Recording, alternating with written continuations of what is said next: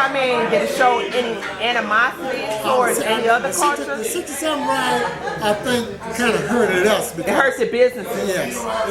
Well, we could go here and there and shop and get that. They tore out, and then they burnt down everything. Burned down everything, and it more hurt the blacks than right. Yeah. And you have to get loans to build that stuff up, money, grants. Right. And they probably didn't have the grants and the loan money that they have now back then. You know what? I don't think... You just had to save. Yeah. Yeah, so that's what I said. We really hurted ourselves about going to these pawn shops, going to stores, and a lot of the people doing things because of what you heard that happened about. Then that was a good call, but not just to go out and because the store's open and you wanted to. Right. Yeah. You only hurt it in your own community. That's right. Right. With the anger and frustration. That's exactly. Wow. One of the ugly sides of history. ugly sides, but on the flip side, we know that it was paradise, during those times. Tell me something about, do you know anything about Iowa, Michigan? Oh, Iowa, I can tell you that we went up there on a vacation, rented a cabin out there in the 60s, and that was a place called a paradise. That's exactly what it was, paradise. And it was just for African Americans? Well, it was for anybody who wanted to come, but it was African American, I think. It was a resort. Yeah. And we had a cabin, we had people like Jackie Wilson, Brooke Ben, Diana Washington, I mean, that was a black heaven. You could go there, you could stay there, you could rent your cabin, you could party. There was just an island of paradise, black eating. Exactly, that's what it said. Black eating paradise. Wow. Yes. Let's rewind back. Now, I recall you said you were in sports yourself before you took off and went into the Marines.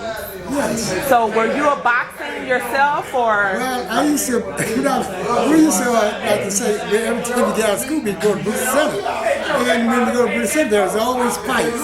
There was guys who, and you would get the worst end of it. So as I went to Brewster, I know they had a collaboration of things. You could go down there, workshop, boxing, swimming.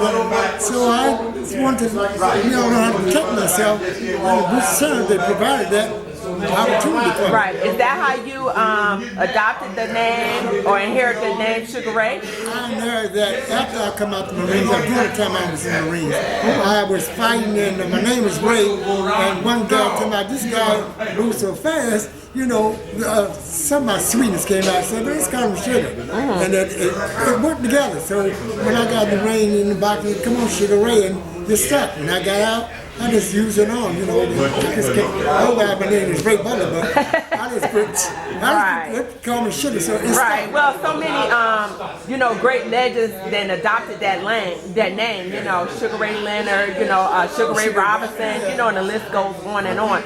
So, I mean, that's a good thing. Yeah. And, you were telling me something earlier about Paradise Valley, or was it down in Black Bottom or Hastings Street? Was it Herman the Peanut Man or Hot Tamale Charlie? You were telling me about it? Those were the days. Back in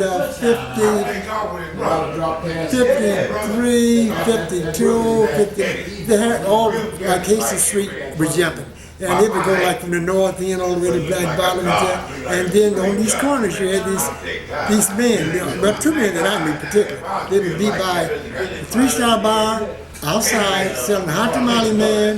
Then there was Herman the Peanut Man by the Parrot Bar, and he would be out there. Or the Castle Show, they would always be outside the show. When you're going in and coming out, you get your peanuts or your Hot Tamale. Those were the beautiful days. And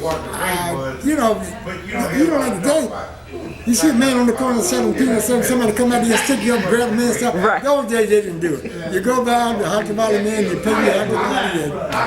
You're going about your business. I'd like to say, those were the days. Those are the days the penny candy stores all in, huh? That's right. Wow, those are the days where you can sleep on your porch, you go bike riding, and walk. You guys walked everywhere, right? You didn't really catch the bus, or did you catch the trolley? Was it the trolley you had? They had a trolley.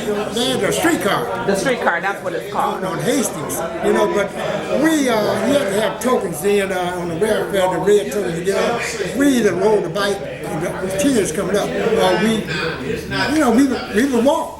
We walked there. You said you had streetcars that you had to put tokens in, trolleys or streetcars? Streetcars, they would cross one. How many tokens you had to put in? Where did you get the tokens from? Welfare. Oh, okay. Yeah, they would give you rations and stamps and little red tokens to get on the streetcar. And like I said, yeah. All right, those was the days.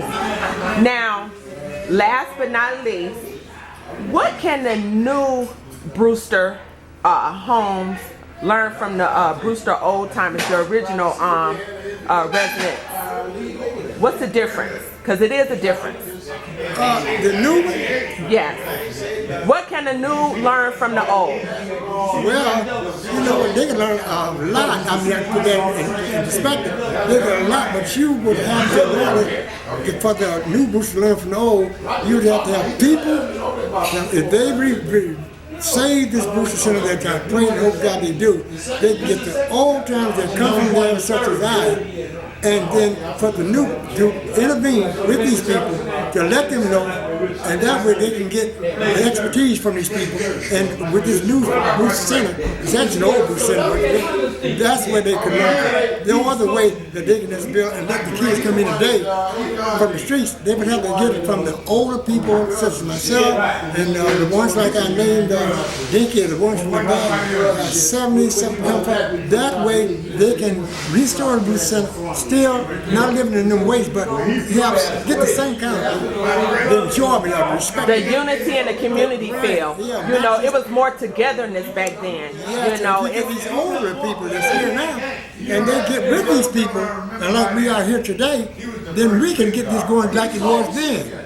Not going in there, dance or rob simply because you have the old way that we had it, and I just think the old way is the best way. Right. Yeah. But you know, it's in. Of course, it's in the new way's hand. You guys had passed over the torch to them. You know, and they just have to get a backbone. You know, the same backbone structure that the Brewster old timers had.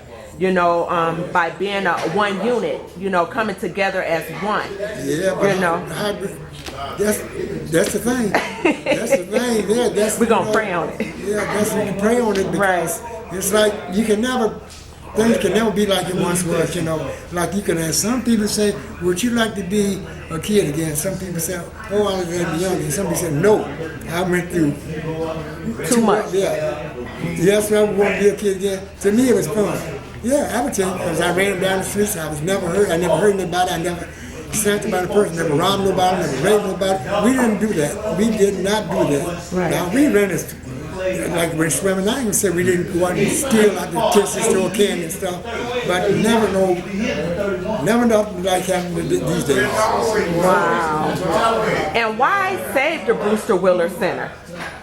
I think saving it would be worth the cause that if we could, and get these kids coming up and going to the Brewster Center, that they can maybe get some of our culture and change maybe where instead of changing that place down, there's a place where at that time it's kind of hard to say, Jacqueline, because at that time the neighborhood was filled. So we were full. So when we went to Brewster Center, it was full. It was there. It was full of things.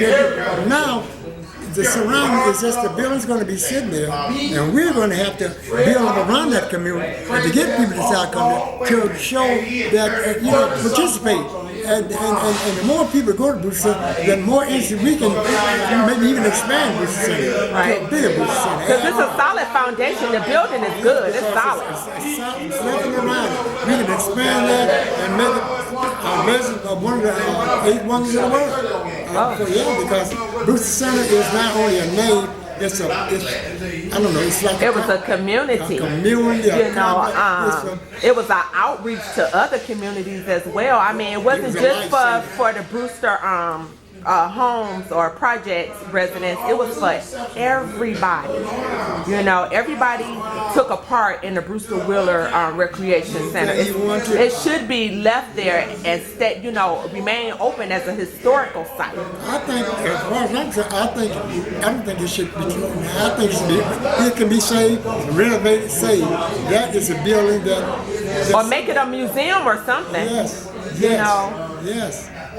Well, I thank you, Mr. Butler, for your time and your input. Well, you're welcome, and I'm glad that I could.